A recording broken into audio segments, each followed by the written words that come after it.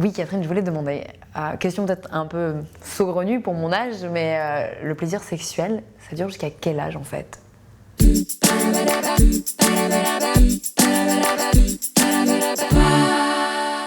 Merci Anne de m'avoir posé cette question, qu'il est temps de se poser, puisque un Français sur 4 a plus de 60 ans, c'est-à-dire que la génération des baby-boomers nés après la guerre de 45 deviennent les papy-boomers d'aujourd'hui. Alors évidemment, il existe des freins à cette sexualité après 60 ans, qui sont évidemment le vieillissement sexuel, puisque les cellules sexuelles s'altèrent, comme toutes les autres cellules d'ailleurs.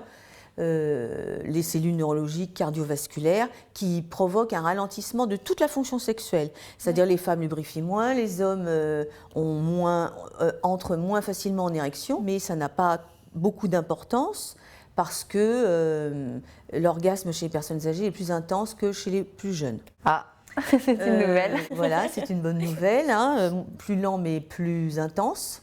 Comment faire pour garder cette vie sexuelle aussi dans la réalité? Évidemment que les seniors et les gens de plus de 60 ans ont une vie sexuelle et plutôt épanouie. Oui, ça rassure. Et plutôt épanouie parce que justement toutes les difficultés sexuelles qu'il pouvait y avoir antérieurement se sont aplanies. C'est-à-dire qu'il n'y a plus pour les hommes d'éjaculation précoce et que les femmes, même si elles lubrifient moins vite, il n'empêche qu'elles ont moins de troubles du plaisir comme des dyspareunies, c'est-à-dire des douleurs à la pénétration. Cette génération de baby-boomers, ce sont ceux qui ont connu la révolution sexuelle des années 70, c'est vrai, etc. Donc ils vont être, je pense, capables de s'imaginer une vie épanouie dans leur vieil âge.